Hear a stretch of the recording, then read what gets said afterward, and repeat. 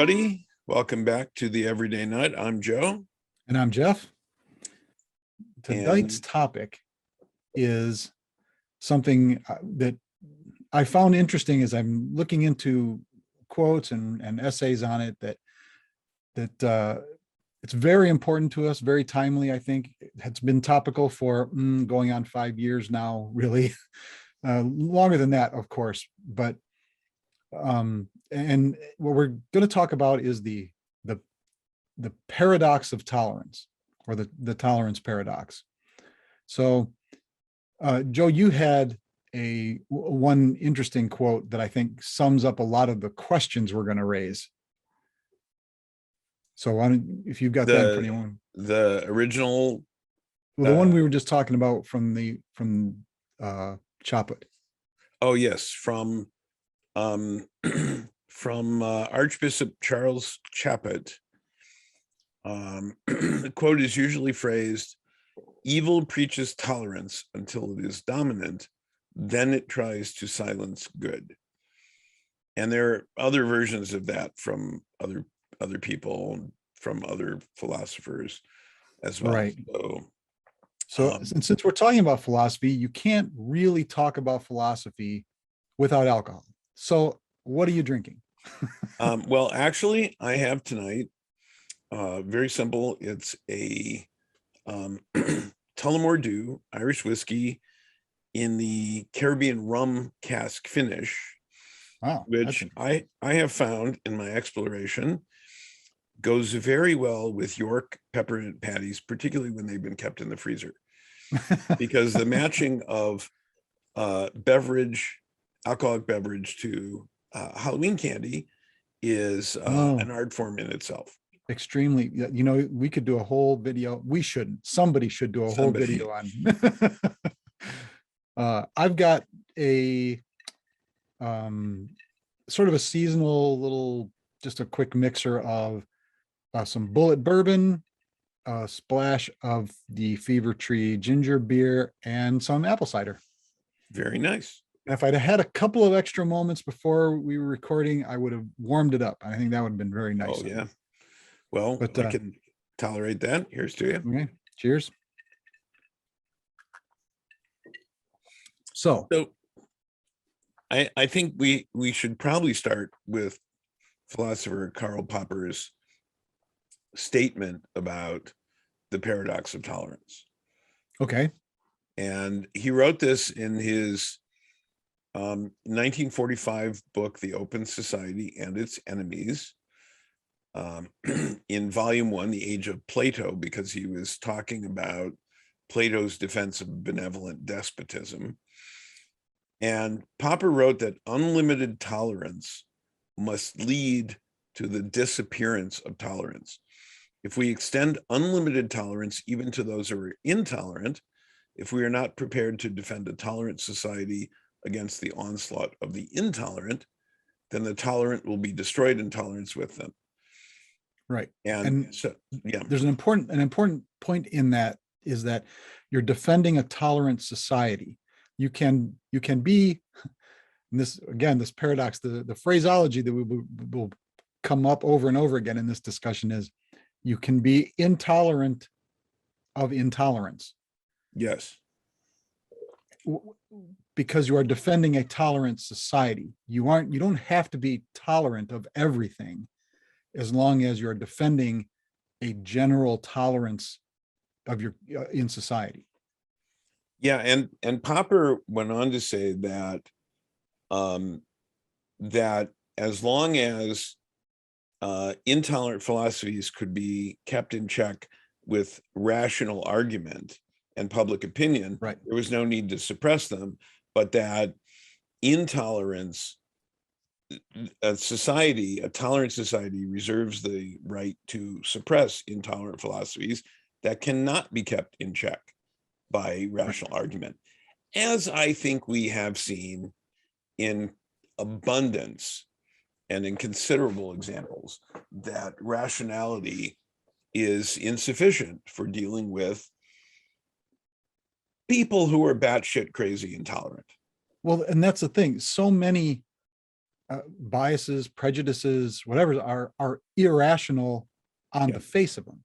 Yeah. So how does a rational society deal with an entirely emotional, ignorant segment of a population?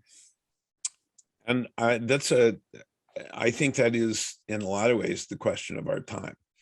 Right. And when there are enough of those people, and when our democratic system is biased or tailored or narrowed to fit and empower those people, public opinion isn't enough. Public opinion can't overcome the minority who is willing to do anything to maintain power.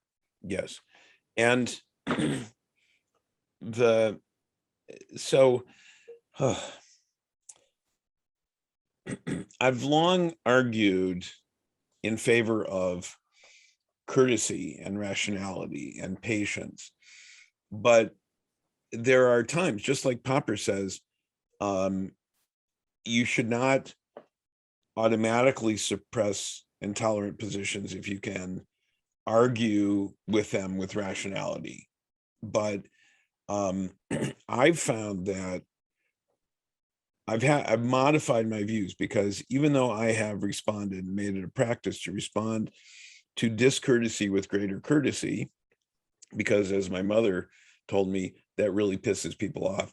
But it's also very effective. Well, and I would submit that tolerance and rationality, tolerance and reason should be, the top tools in your toolbox, the Yes. first ones you reach for. Yes. And courtesy is a way of practicing tolerance in a lot of ways. But there are people who can lose the right to be treated with courtesy. People who are intolerant, who are unjust, who are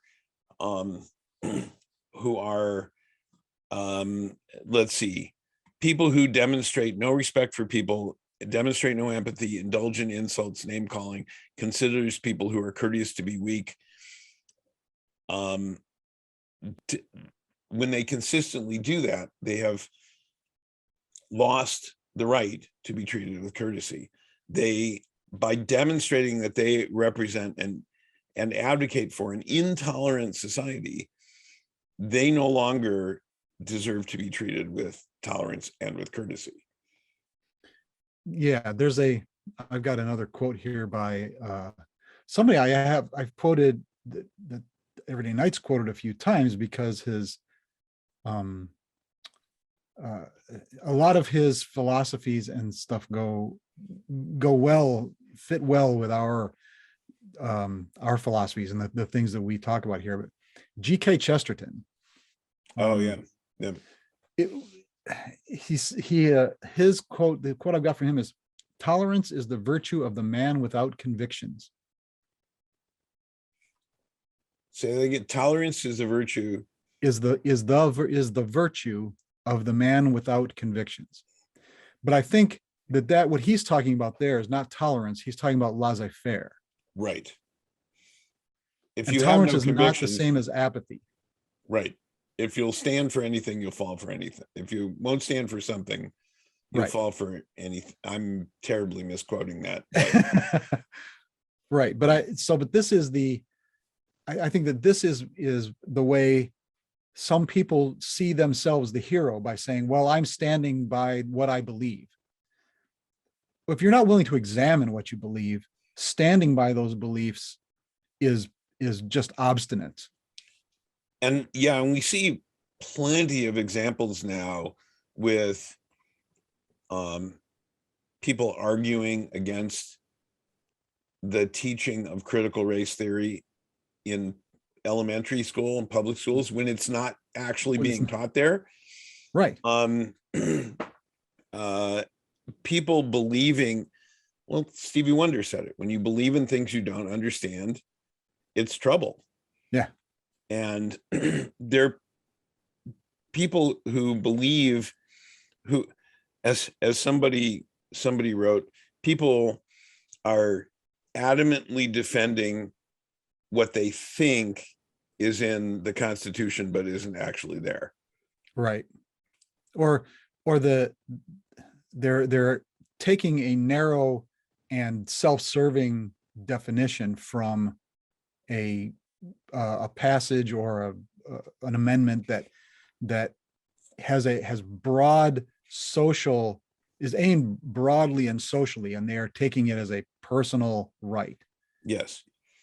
So an example is, I have seen and heard people pointing to Leviticus, Christians pointing to Leviticus, right. and saying a man shall not lie with a man as with a woman.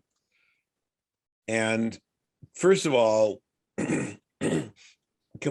even ignoring the part that Jesus says, you are liberated from the commandments from the observing all the rules in the Old Testament Torah, because I brought this new thing.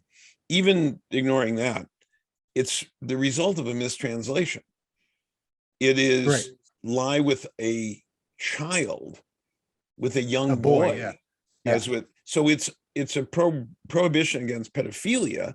It's not a prohibition against homosexuality. And it's a prohibition against pederasty. Well, more specifically against, child, it's against prohibiting child. A little boy, if in particular, I mean, let's without parsing it too finely, I get what you're saying, but it's and certainly even if it was a reaction against what was going on in other cultures at the time, still, what the redefining something and then using it as justification for your own intolerance is exactly what we're talking about. And you see that there's so many examples of people doing that. Oh, misquoting something, or editing a quote, or attributing something to a respected figure in order to give authority to your bullshit is an example of intolerance. Because, as you said, veritas, honesty, and tolerance and courtesy, those should be first in your toolbox. If you're not capable of honesty, and people may think they are, but they're deluded, so there's no reason that we should, as a society, and it's factually against society's best interests, to be led by a minority of intolerant people who believe in things that simply aren't true. Right. Well, yeah.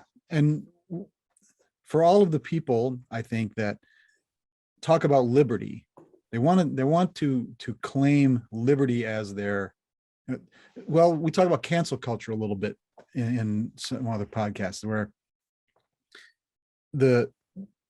and let's call it what it is, the right and the left is what we're talking about. And the right is screaming about cancel culture. So is the center, frankly, are concerned about cancel culture, and saying that you're supposed to be the tolerant ones. Why can't you listen to what we have to say? What are you afraid of? And what we were talking about earlier, we are protecting people. The idea with calling people on their bullshit is protecting those people that are being harmed by calling out behavior. It can be, I absolutely think that it can be taken to an extreme, where there is a certain segment, people of the cancel culture, so to speak, who are merely trying to draw attention to themselves, not actually trying to act toward a common good. Well, and we did, when we talked about that, we said it's actually a responsibility culture, and that cultures have always had, every culture has had some sense of shame for actions that violated the social contract. Right. And if people are without shame, then shaming them won't work. And so being intolerant of their intolerance, it means canceling them. Well, it's actually holding them responsible for their words and deeds. And yeah, there are people who will make something about themselves. They'll take anything and make it about themselves. The and that's, but that's not what we're talking about generally. And yeah, those are extreme examples, but No, but yeah, this is, no, you should I'm call only out, using you it. should call people on their bullshit. Otherwise they have no motivation to change. No, but what we're talking about with cancel culture generally is going back 20 years to somebody's 20-year-old bullshit and leaving aside anything they may have done in between and saying, this person one time said that, don't buy their thing. Right. Well, So yeah, and I think that if some people can change and evolve and grow and learn, I'm yeah, not, I sure hope so. There's no hope for any of us. But so somebody, we talked about a proper apology versus a faux apology before. right, sure. If somebody committed some egregious act, mistake, utterance, behavior, something, and apologized for it, but it was a true apology in that, remember, they admit they did something wrong, they took responsibility for it, they apologized for it, they were accountable, they said they would never do it again, and they asked how they could make amends. If they've done all of those, then and truly changed their behavior, okay, then yeah, okay, this person has grown and changed. And I've known people who have, who, yeah, I didn't know that they would, but they proved that they could grow and change. And I think that's a good thing, for it gives hope to everyone. Yeah. But if somebody 20 years ago did something and they still did it and they keep doing it, Right. Well, or that's the worse yet, difference.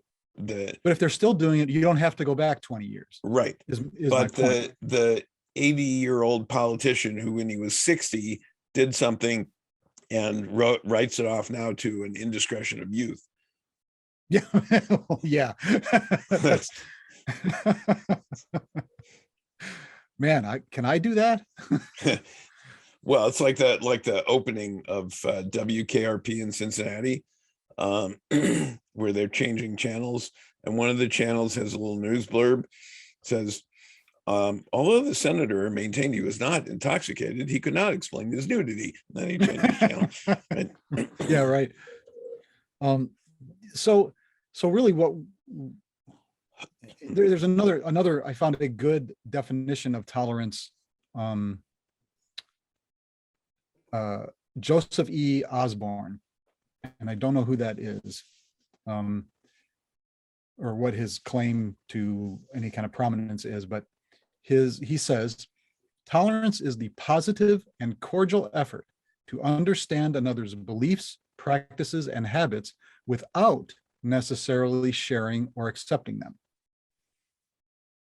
And I think that's just about exactly it. You don't have to, Right. you have to like it. You don't have to embrace it. You merely have to tolerate it. And as long as it harms, Aleister Crowley, and then harm none, do what thou wilt. Well, I don't know that originated with Crowley, but he Maybe certainly not. harmed himself a lot. But he harmed no one else. Well, Yeah. that's not that we exactly true either, but yeah.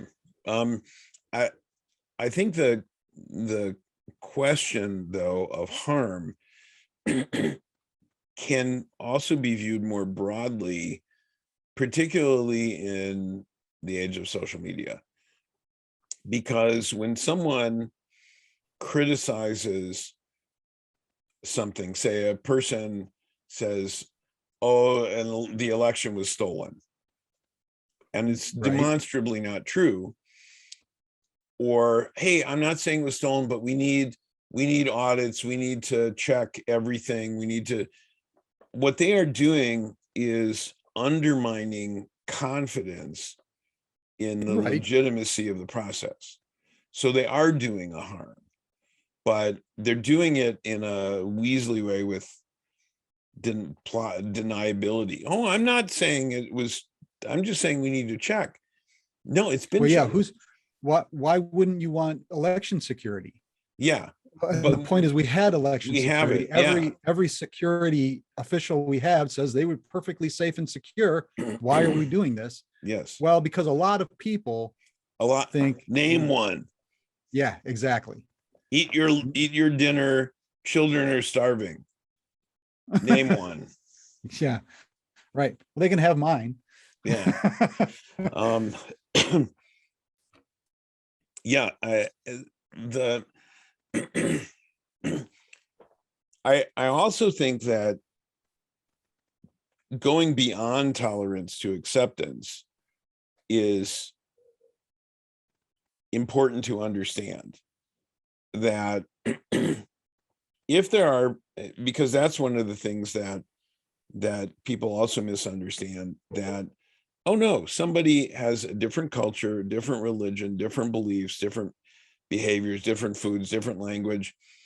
You are not supposed to merely tolerate them. You're supposed to accept them. They're not doing any harm. Their mere existence doesn't do harm. It's not tolerance then, it's acceptance. And we've all seen videos of someone shouting at a person for speaking another language, or shouting at someone who appeared to be Asian American, telling them to go home, and they were born in Right. Brooklyn. Yeah, It's right. so that's intolerance. But in the other direction, it's going beyond tolerance to, hey, celebrating differences. I don't want everybody to be the same, think the same, do the same things. Well, I believe that a lot of the shouting at someone, speak American, you're in America now. That kind of behavior, I think myself, or believe that it comes from a certain level of self-loathing, that I don't understand you, that bothers me. So you need to speak so that I can understand you. People tend to fear what they don't understand. Right. I But think people are embarrassed by, I think, well, maybe not. I think more people should be embarrassed by their own ignorance. But well, as I said, shame, every culture has had shame. And if you can't shame somebody who is shameless, who has no shame.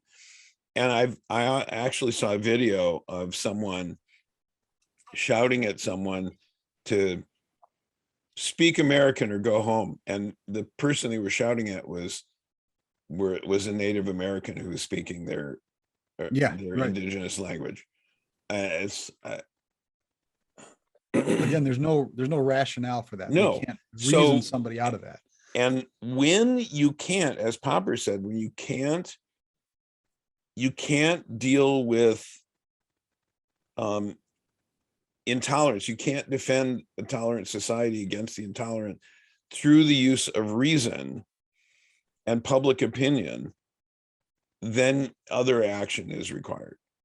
So, but again, what we were talking about was that people will see, if you have no self examination in your makeup, you can see yourself as the person being to whom people are being intolerant, right? So Right. so what do we arm ourselves, if reason won't work, if rationality won't work if information is simply dismissed as a lie or a fix, or the mainstream media, or if your paranoia keeps you from accepting other information, what is left? What is left to us? And that's a very challenging question. Yeah. Cognitive, When I didn't expect to have an answer, I'm posing it as a well, cognitive bias and selective reasoning, motivated selective reasoning are incredibly difficult to challenge. Sure. We're all susceptible to it. Oh yeah. People will do almost anything to avoid the feeling, the experience of cognitive dissonance when confronted with something that contradicts what they have believed and what they believe. Sometimes people can't even see it, that they have no mental construct of it, so they can't even perceive it. Right. And because that it's a defense mechanism. And it's the only things I have found are very time-consuming, patient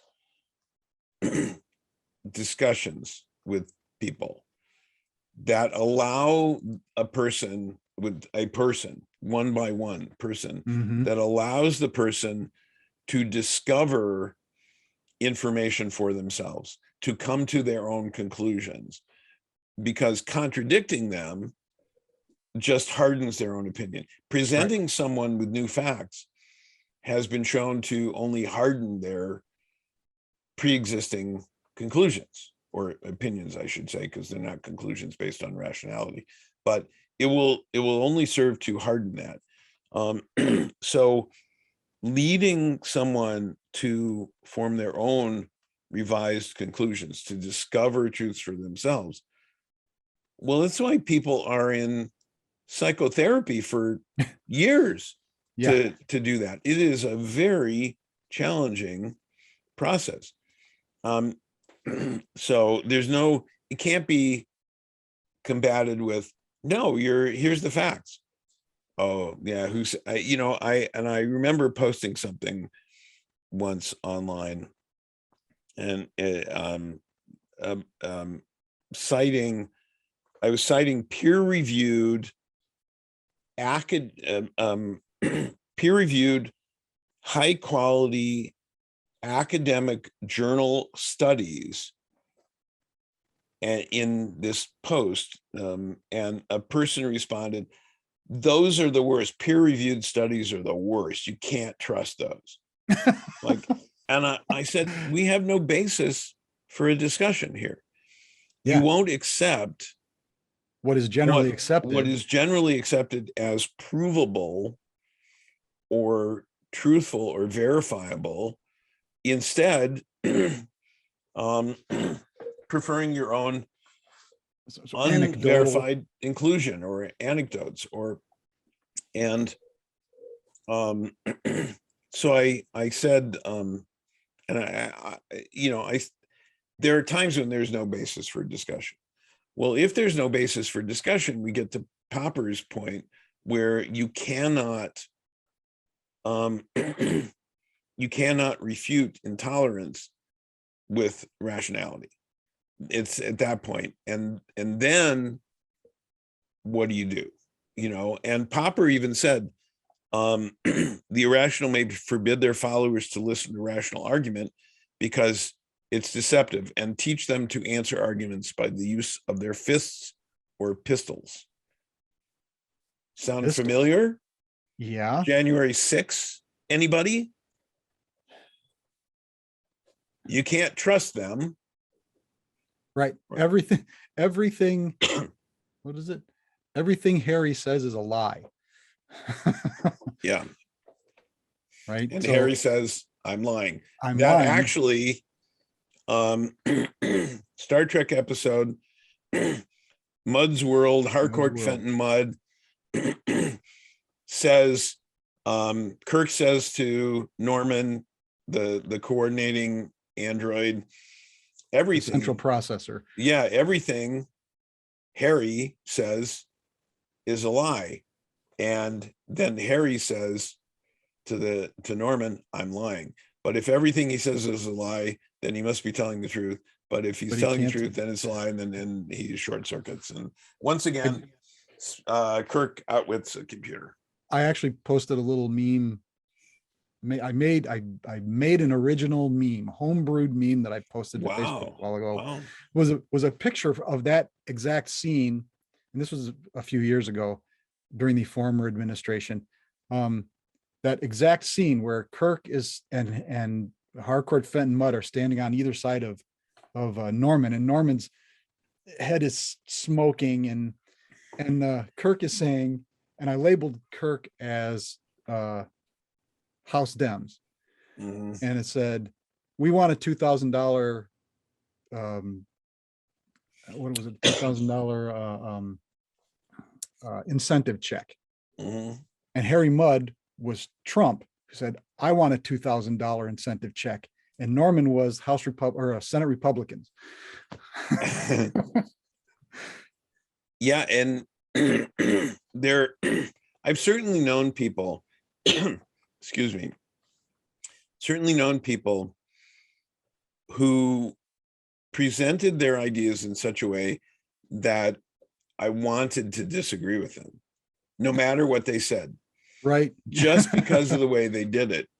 And I had to catch myself at times and reminding myself that even a broken clock analog is right twice a day. Broken digital clock is never right. Unless you're like Doctor Who and it's wibbly wobbly, timey wimey outside Stuff. of time stuff. Yeah, there have been times when I've heard someone say something that I agreed with, and knowing that person and knowing their history, I have to go, maybe I should rethink my position. Exactly. Popper says that any movement preaching intolerance places itself outside the law, and we should consider incitement to intolerance and persecution as criminal, the same way we consider incitement to murder or kidnapping as criminal. So incitement to intolerance is criminal. And we certainly see it. We see it from the pulpit of megachurches. We see it from, we see it from on the floor of Congress. We see it all sorts of places. We see it from the pulpit of small rural churches. Yeah, that's true. Yeah. So, I mean, and this is, I was going to bring this up a minute earlier too, that this is why religion cannot be an argument in government. Why the separation of church and state was built into our Constitution, and there are those who are trying to tear down that wall. And if we allow that, we give up liberty. We give up true liberty. Yeah, and it's we get to the as you've said before, as Bush said, the freedom to worship just like I do. Or as one senator commented when Joe Lieberman was the first Jew to be named as a vice presidential candidate of a major party. The senator said, it shouldn't matter where somebody worships, what church they worship in on Sunday. It's like, you have missed a critical point here. The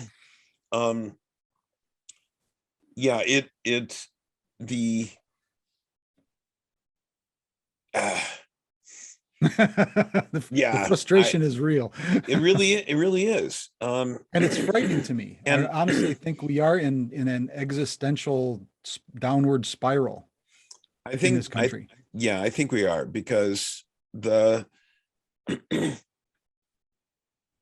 when you look at the people who are preaching intolerance and using religion to justify it, certainly that has no place in our government and in policy. Religion should not be used to decide policy. And it bothers me particularly when people say, well, it's not, I'm not arguing religion is science. Well, no, you don't accept science on anything else. And you can't claim science on this because your definition of something that's scientific is incorrect. Right. And now you're saying you're somebody who doesn't believe in evolution is now using science to justify what they're claiming should be policy. There are so many logical fallacies I see every day. One of the most, and this relates to the issue of being intolerant of intolerance. Mhm. There's a technique called the Gish Gallop. Yeah, we've discussed that before. Yes, where somebody states one incorrect claim after another so quickly that it's impossible to refute. As Popper said, if you can't refute it with rationality, then it has to, you can't tolerate intolerance, because there's something, Brandolini's bullshit asymmetry, Yeah. that it takes longer to refute false lie. claims than Yeah. it does to state them. So if somebody is on a gish gallop and they're just spouting one incorrect thing after another, by the time you present evidence and facts to refute the first false claim, they're already on to the 10th. Or more importantly, you know, half the audience has already accepted that and left, moved on. Right. And they've taken that away as a truth. People will, the first thing people, there's a bias, cognitive bias for the first thing you hear. So is that the first thing somebody hears, they tend to accept. So the quicker you are out the gate, or the more likely it is to be believed. As Mark Twain said, a lie travels around the world while the truth is still pitting on its trousers. Right. So yeah, I did have I was using, in one class I was talking about, explaining the difference between an opinion and a conclusion. An opinion being my favorite flavor of ice cream is chocolate, is an opinion. You don't need to justify that. It's a matter of taste. Although people like to argue about taste all the time, but it's a matter of opinion. I mean, yeah, we would have whole industries would collapse if we weren't allowed to argue opinion. Exactly. However, a conclusion would be a statement that the most popular flavor of ice cream among consumers age 18 to 24, based on sales volume in the year 1946, was chocolate.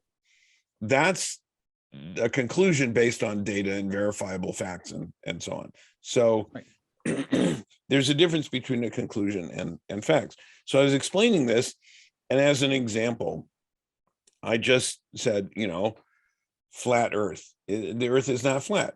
It's demonstrably proven. It's an oblate spheroid. The circumference of the Earth was calculated in ancient Greece. Yep. To a pretty accurate, not perfect, but pretty accurate way. And I said, so that is not an example of a conclusion. The facts, so-called facts that are presented, data presented, are not correct. They can be refuted, but you can't always change people's minds who think that. And one of my students said, yeah, my family, I have people in my family some who think the Earth is flat and some who thinks dinosaurs didn't exist. That is just faked. Yeah. I said, well, at least maybe they accept the moon landing? She said, well, I don't. That was fake. I said, and so I said, I can prove to you with evidence and data and facts that the technology to fake the moon landing on film did not exist in 1969. It could not have been done in a soundstage. It would have cost more to fake the moon landing in a soundstage than it cost to actually go to the moon. I can present you with that evidence. Would it change your mind? She said, no. I said, thank you. I turned to the rest of the class. I said, and I started talking about cognitive bias and cognitive dissonance and the selective reasoning and the difficulty of changing people's minds. This was in the context of consumer behavior. So yeah, and it's very difficult to change people's minds. When people are intolerant, people don't have the right to be intolerant of people who are defending a tolerant society. I agree with Popper on that. Right. And we both agree. And my concern is, how do we defend it? With what? I ask again, of course we have to defend a tolerant society, but what do you defend it with when reason and facts and demonstrable evidence are simply dismissed? And that is the question. We had hoped, our system is set up with the hope that enough consensus can be gained that truth, or at least an acceptable level of truthiness, not truthiness, because truthiness, as coined by Stephen Colbert, means the feeling that it's true without evidence. So truth, not truthiness.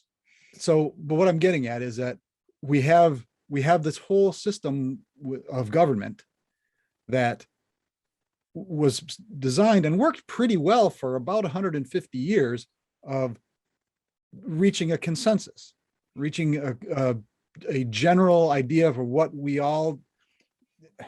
everybody in Congress and in the Senate, so on, and in local governments and so on, were put in place to do the most public good. And the concept was that, or at least I always thought growing up, until the last, I don't know, couple 30, 40 years, maybe 30 years, that you voted for the best person. You voted for the person with the most integrity. You voted for someone who was honest and there to serve the public trust. Democrats had one way they thought was best for society, and Republicans had another way they thought was best for society. But the whole idea was that it's best for society. And then if you had a room full of some mixture of those people all working for the best thing for society, that's what you would get. You would get legislation that was the best with, when everybody finished compromising, this was the best we could do to satisfy the most people possible. And that is no longer how government works. Yes. And it is, as I said before, it's consistent with what I said before, that people can lose the right to be treated courteously because they're being dishonest. And you can't shame people about their hypocrisy if they have no shame.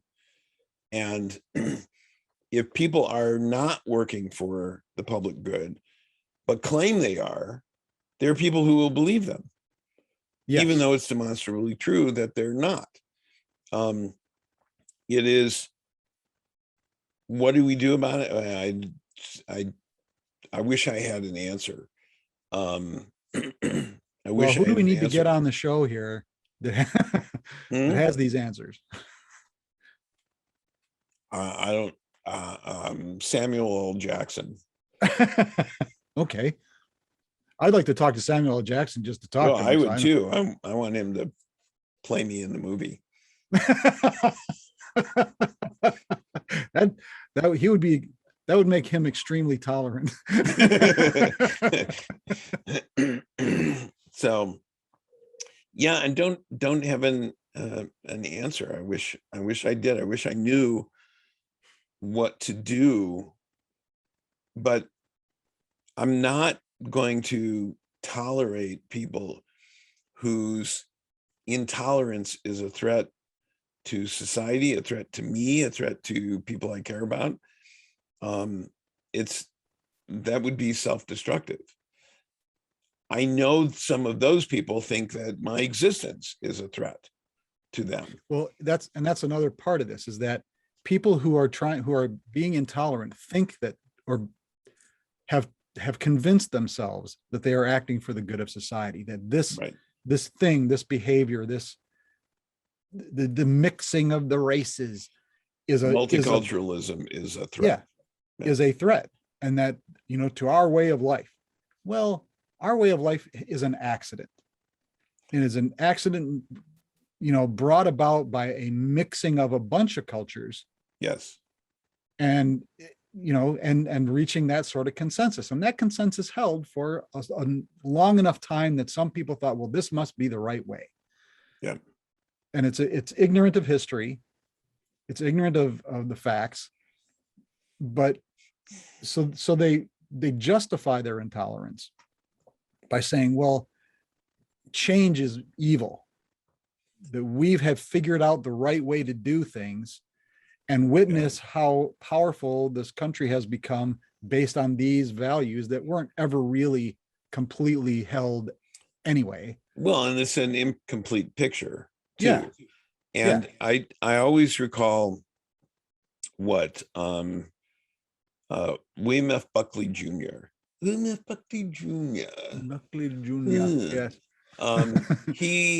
He was the founder of the National Review and a noted conservative public intellectual. Mm-hmm. He defended his version of conservatism as saying we stand athwart history, saying no more. None shall pass. You shall not pass. No more change. We don't need. What do we need this newfangled light bulb for when whale oil lamps were perfectly fine? I mean, I'm exaggerating, but not that much. He was absolutely a privileged white man who saw no problem with conservative. The status quo was just fine with him. Right. Well, because it served him. Obviously. Perfectly. Yeah, absolutely. But it didn't serve, people who say, oh, the good old days, say, fuck the good old days. Yeah. Things were shitty for lots of people back then. Yeah. Right. Oh, and that's kind of the point, that my point was that once you have to recognize that everybody, if you aren't willing to believe that people everywhere have the same rights as you, you're not an American. You're in fact un-American. Yeah. And we've even sort of wrongly tried to export that whole idea to other countries that didn't really want it. But how are we going to justify our own superiority unless we export it? And I think what those people who want to export a way of life have misunderstood is that if you have something good that's working, people will want it. And this is something that I can't remember who said it. He said that people don't need to proselytize. If you've got something that's valuable and something that's good, people will come and they'll either want to share it with you or want to take it from you. So you don't need to preach your version of anything. You just need to demonstrate that it works.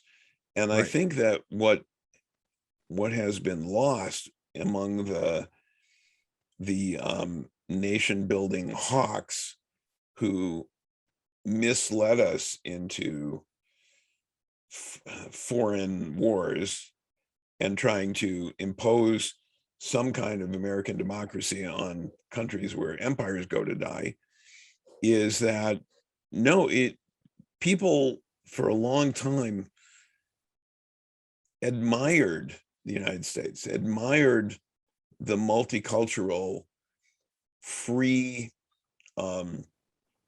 land of opportunity. Yeah. And well, there was a certain an underlying egalitarianism to the at least the ostensible philosophy of America. yeah, even if it wasn't accurately Yeah, accurately practiced or honestly practiced, when right. there was still discrimination and oppression and so on. But From the outside looking in, it seemed like there was a better chance because you could make yourself whatever you wanted in America. Was the thought. I think the whole Horatio Alger pull yourself up by the bootstraps thing is a little bit of a fiction that was used to keep people buying the status quo, because the people who there are certainly examples of people who start from nothing and find great success. That's true. I don't think though that is uniquely American. No, and it's also not consistent. Oh, absolutely not. The greatest likelihood of financial success is determined by the circumstances of your birth. Yeah. Well, there's all kinds of factors. Like if having a safety net allows you to take risks. Right. Having savings, having it's easier to make money if you have money. Right. That's been nobody has disputed that truth for 200 years. So, but yet there are people who are who are opposed to efforts to create a fair, just society where people get not a guarantee of equal outcomes, but a guarantee of equal opportunities, which is really what we're based on in a lot of ways. So better education, better opportunities, better chance at employment and training and other things. Those are something that, and food and clean water and clean air, and instead of pollution being dumped in poorer areas, which is right. True, water and air and other things, and has always been. I mean, let's face it. Yes, we're supposed to be better than that. Yeah, we were supposed to be doing better. We were supposed to be making an improvement. Yeah. So I think all of this has been relevant, although we've gone quite as we do. Yes. So no solutions, but at least helping to illuminate the issue. I have wondered at times, and I also created a meme. There was a photo of people who they were required to wear masks to go into a store, grocery store. The masks they chose to wear had swastikas on them. Yeah. And so I took that picture, added an arrow and a little caption that says, "Punch me here." Because that symbolism. They were trying to say, oh, this is oppression. This is being forced to wear a mask is fascism. And it's like the Holocaust. Fuck you. You're wearing a swastika. As far as I'm concerned, yeah, that's just saying swastika, punch me here. If you're wearing that. So I made up a little meme and posted it earlier today. things were slow at work. So my mind wanders and I start doing creative things without being able to stop myself. Yeah. So I posted a little meme that said, practice. Because I was thinking about our tonight's topic, I posted one that said, practice cognitive dissidence. Oh, okay. Well, I do tell my students to question everything. Everything they read, question me.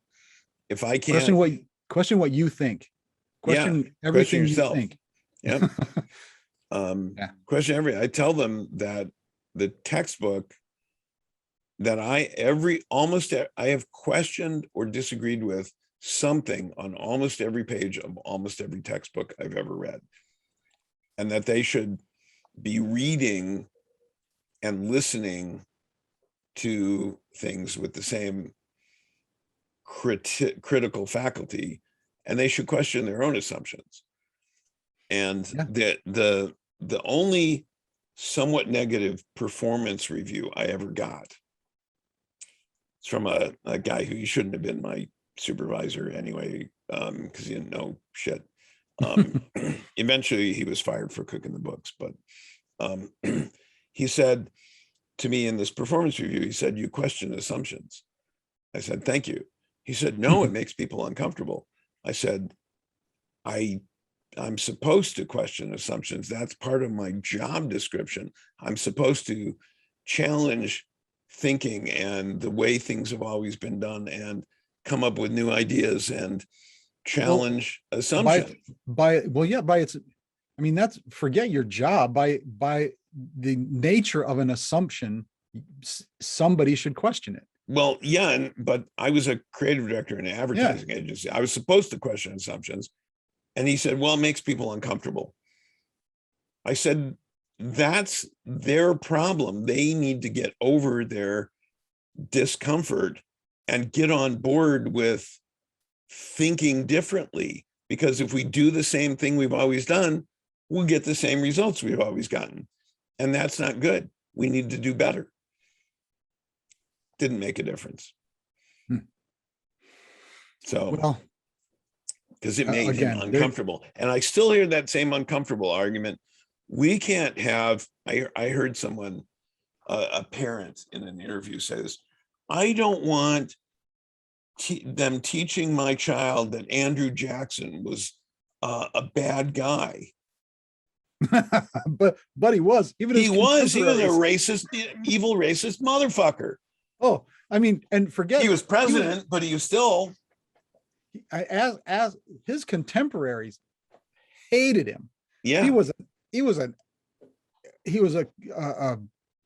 dual. I mean, he was a badass. I think that is what made him who he was. Yeah. I mean, he how many duels did he have? I have a favorite anecdote about Andrew Jackson that demonstrates why he was a bastard and why Americans love him. Some Americans love him. He had, I don't know, half a dozen duels, I think, in his life as an adult.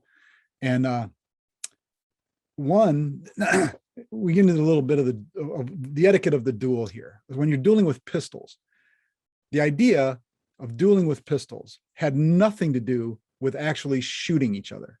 Mm-hmm. The idea of dueling with pistols was a test of courage.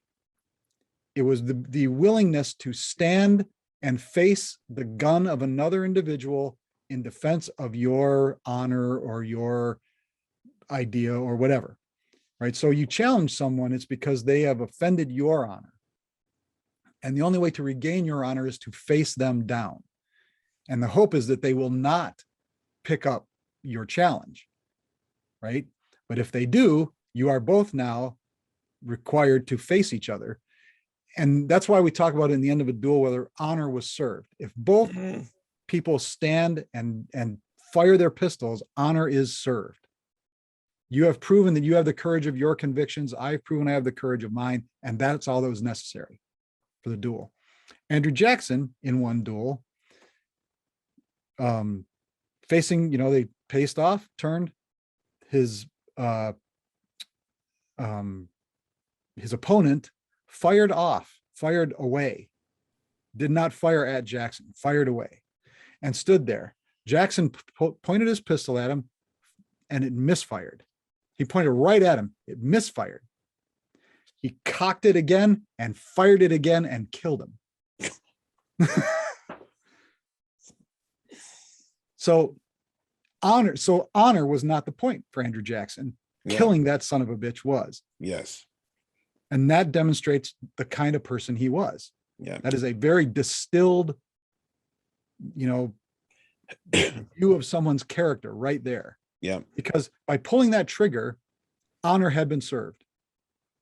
The first time, pulling it the first time, honor was served. Cocking it and shooting again was not cricket. No. And his contemporaries reviled him for it. Yeah. And rightly so. I don't think he should be on our currency either. No, he was responsible for the Trail of Tears. I mean, yeah, horrible person. So the interviewer, of course, was a reporter trying to elicit the responses without editorializing about, just to get the person to say what they thought. How do you start correcting that? And I do see a connection between the rise of an intolerant society and the decrease in funding of public education. Absolutely. I am absolutely right on board with you there. And democratic society is required it has to be an educated one. And the decrease in public funding of public education, the supporting of charter schools, the mandated testing that it takes away a lot of flexibility in teaching, the lack of funding to higher education, all this is of a piece with the rise of the Fox News, that won a court case saying that they don't have to they can call themselves news without actually having to state truth, that they can lie and still call themselves news network. It's all of a piece. Sure. Right. And the rise of dominionism.